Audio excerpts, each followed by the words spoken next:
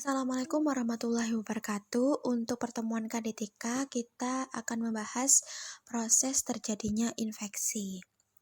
Faktor agent. Agent ada sebagai faktor penyebab penyakit, berupa unsur hidup atau mati yang terdapat dalam jumlah yang berlebih atau kekurangan.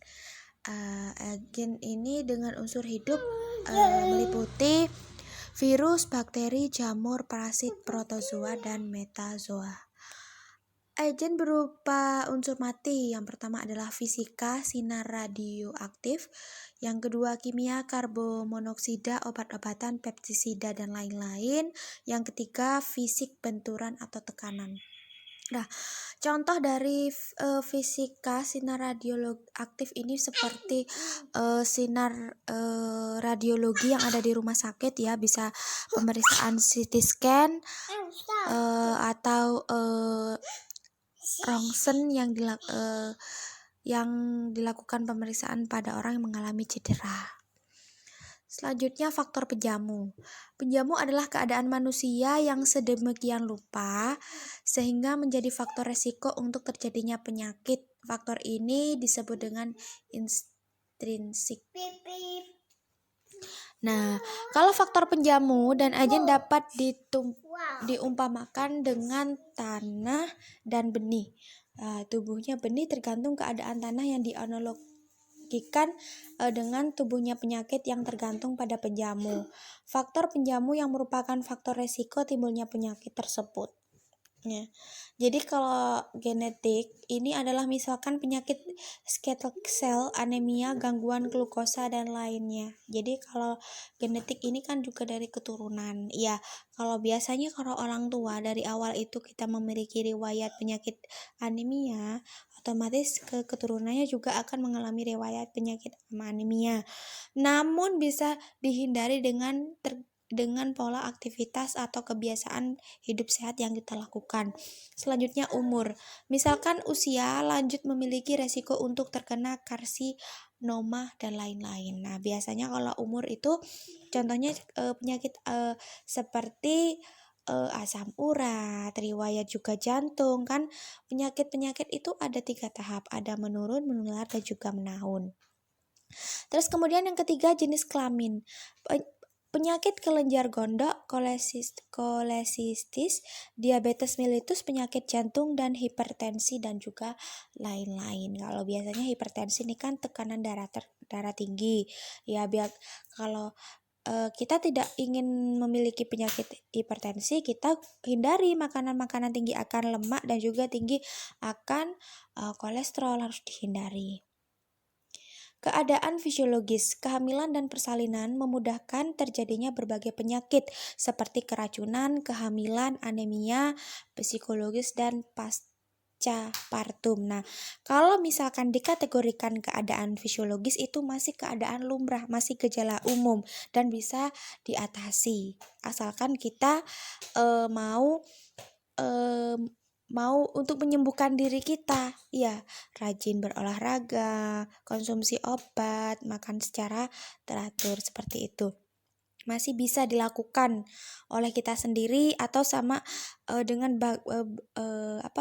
orang-orang medis di sekitar. Tapi kalau sudah keadaannya patologis, lebih baik dirujuk ke rumah sakit yang pelayanannya lebih dan penanganannya lebih baik dan lebih lengkap. Kekebalan, orang-orang tidak memiliki kekebalan terhadap suatu penyakit akan mudah terserang penyakit. Ya, kalau biasanya bagaimana cara untuk memberikan kekebalan pada tubuh supaya kita tidak terhindar dari berbagai macam penyakit? Ya, seperti konsumsi kaya akan VC, buah ya. Terus juga banyak konsumsi minuman air putih, istirahat cukup, jangan capek-capek, dan juga rajin berolahraga. Selanjutnya penyakit yang diderita sebelumnya. Misalkan reumatoid arthritis yang mudah kambuh. Ya, kalau penyakit diderita sebelumnya itu kalau kita biasanya itu diajari kalau bagian pembuatan asuhan keperawatan ya. Biasanya itu bukan hanya penyakit ini saja, banyak sekali. Mungkin sebelumnya pasien tersebut setelah kita melakukan pengkajian hari ini, sebelumnya pernah masuk rumah sakit. Itu tahun berapa, bulan berapa, masuk rumah sakit itu karena apa lah, kita harus tahu riwayat penyakit terdahulunya, mungkin karena diare atau mungkin karena hepatitis atau dan lain sebagainya. Sifat-sifat manusia, higien perorangan yang jelek akan mudah terserang penyakit infeksi. Biasanya pola hidup manusia itu sendiri kurang sehat, kurang jaga kebersihan, kurang konsumsi makanan-makanan bergizi. Faktor lingkungan. Lingkungan memiliki faktor ketiga sebagai penunjang terjadinya penyakit. Faktor ini disebut faktor intristik. Faktor lingkungan dapat berupa lingkungan fisik. Termasuk dalam lingkungan fisik antara lain geografik dan keadaan musim. Misalkan negara yang beriklim tropis memiliki pola penyakit yang berbeda dengan negara yang beriklim dingin dan subtropis. Ya. Jadi kalau misalkan lingkungan fisik, kalau orang yang biasa hidup di daratan rendah kan iklimnya itu tropis, suhu udaranya juga panas. Kemudian dia pergi ke daratan tinggi yang iklimnya dingin, itu otomatis suhu yang ada dalam tubuh kita itu juga menyesuaikan. Biasanya kalau orang rentan tidak kuat udara, biasanya kadang demam, masuk angin dan juga bisa menimbulkan influenza. Lingkungan biologis adalah semua makhluk hidup yang berasal di sekitar manusia, yaitu flora fauna termasuk manusia, ada pohon-pohonan, bunga-bungaan, hewan-hewanan, ada gajah, harimau dan lain sebagainya, itu masuk dalam lingkungan biologis. Nah, lingkup sosial ekonomi. Dalam lingkungan sosial ekonomi terdapat beberapa kriteria. Yang pertama, pekerjaan. Pekerjaan yang berhubungan dengan zat kimia akan mudah terkena penyakit akibat pemaparan terhadap zat-zat kimia yang ada. Apalagi tinggal di daerah lingkungan yang rentan sekali penyebaran limbah, seperti pabrik yang membuang limbah sembarangan, terus polusi udara seperti itu.